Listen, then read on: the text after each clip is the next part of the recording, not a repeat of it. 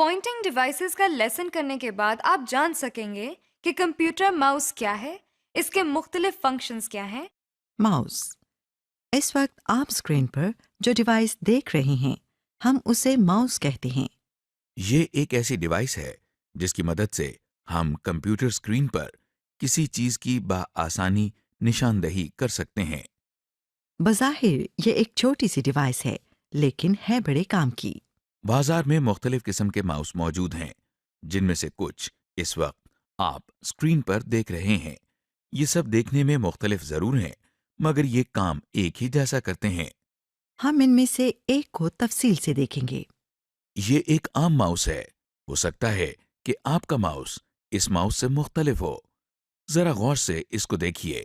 اس پر دو button لگے ہوئے ہیں۔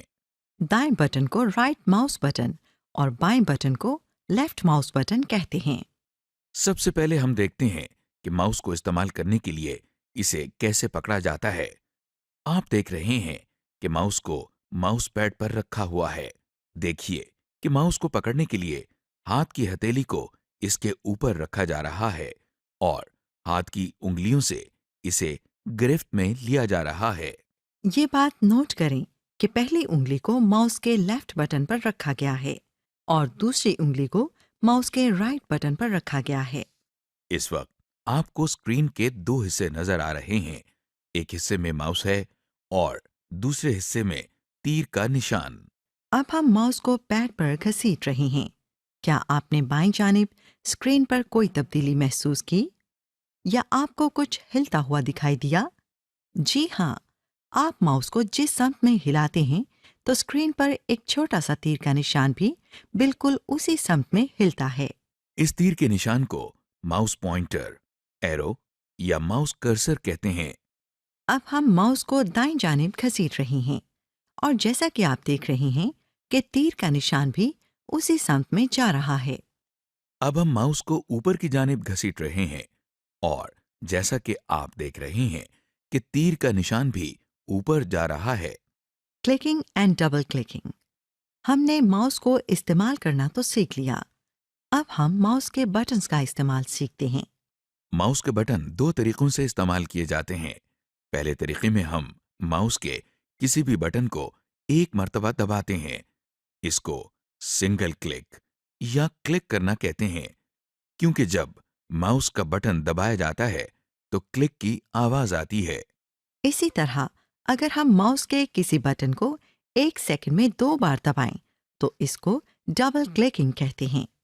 ڈبل کلکنگ کرتے ہوئے اس بات کا خاص خیال رکھیں کہ یہ 1 سیکنڈ کے اندر کیا جائے، جیسا کہ آپ دیکھ رہے ہیں۔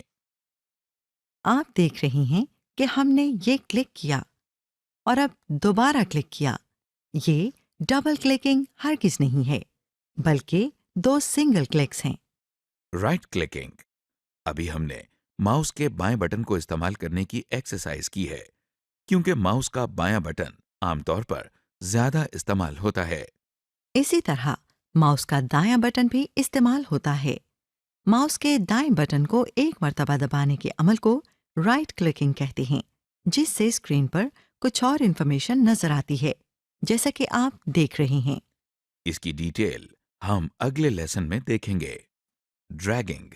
آئیے اب ہم ماؤس کا ایک اور استعمال دیکھتے ہیں۔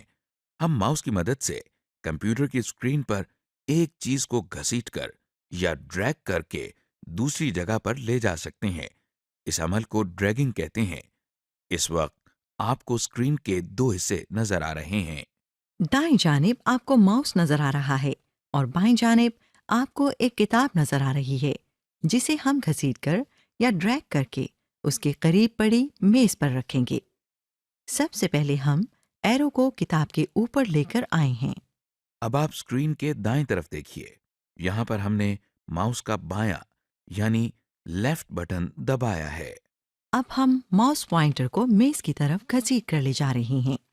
دیکھیے ماؤس کا بٹن اب بھی پریسڈ ہے یعنی دبا ہوا ہے۔ اب کتاب میز کے اوپر آ چکی ہے۔ اب ماؤس کا بٹن ہم نے چھوڑ دیا ہے تاکہ کتاب میز پر رہے۔ اس طرح آپ نے دیکھا کہ ہم نے ماؤس کی مدد سے کتاب کو ڈریگ کر کے یعنی گھسیٹ کر میز پر رکھا ہے۔